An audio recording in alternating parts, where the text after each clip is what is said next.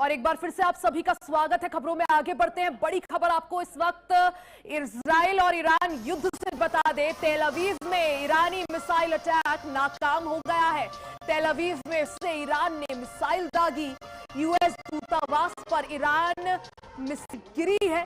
तेल अवीव में ईरान ने एक साथ कई मिसाइलें दागी है। ये बड़ी खबर, ये अपडेट ईरान इजराइल युद्ध से जुड़ी ये अपडेट है। आपको बता दें, जहां तेल अवीव जो कि इजराइल की राजधानी है, सबसे शहर और सबसे महत्वपूर्ण शहर, वहां ईरानी मिसाइल अटैक को नाकाम किया है। तेल अवीव में फिर से ईरान ने कई मिसाइलें दागने की कोशिश की। इस बीच यूएस दूतावास पर ईरान मिसाइल गिरी है। तेल अवीव ईरान ने एक साथ कई मिसाइलें दागी है।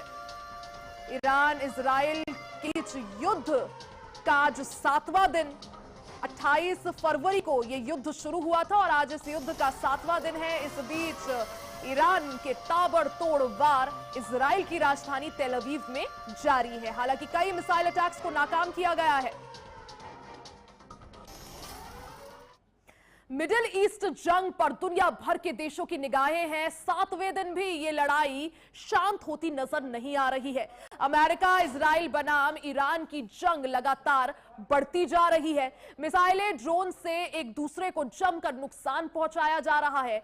इसका असर तेल, गैस समेत कई अन्य चीजों पर भी पड़ सकता है। मिडिल ईस्ट की इस जंग पर भारत का बयान भी अब सामने आ चुका है। रक्षा मंत्री राजनाथ सिंह ने कहा कि हालात अभी असामान्य है। हालात किस तरफ जाएंगे अभी ये कहना मुश्किल है। उन्होंने कहा कि इस जंग का असर हॉर्मुज, यानी जो स्ट्रेट ऑफ हॉर्मुज है, उस पर पड़ रहा है। यह क्षेत्र वैश्विक ऊर्जा सुरक्षा के लिए अहम है। उन्होंने कहा कि इस क्षेत्र में कोई रुकावट आती है तो इसका सीधा असर तेल और गैस की आपूर्ति पर पड़ता है।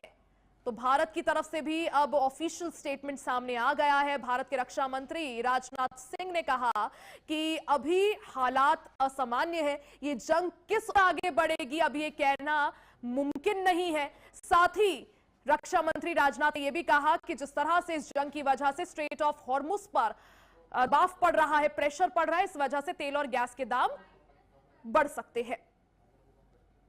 और अभी चल रही मिडिल ईस्ट की स्थिति, इसका मैं मानता हूं कि एक ज्वलंत उदाहरण है। आज जो वहां हो रहा है वह बहुत ही असामान्य है।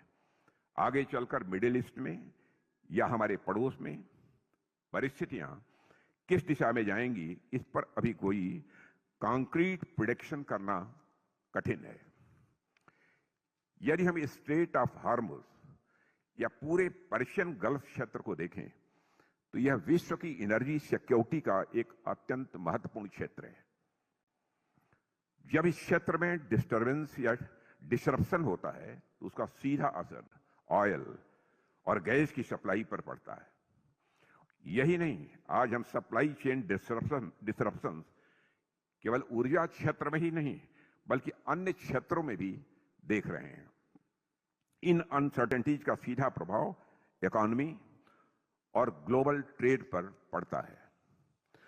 साथियों, वर्तमान में सिचुएशन काफी कॉम्प्लिकेटेड हो गई है। एवं ऐसा प्रतीत होता है कि आगे जाकर ये और डायनेमिक ही होती जाएगी। और आज जिस तरह अलग अलग देश लैंड पर, एयर में, सी में और अब तो स्पेस तक में एक दूसरे को टक्कर ले रहे हैं, वह वास्तव में यह हम सभी के लिए चिंता का विषय है।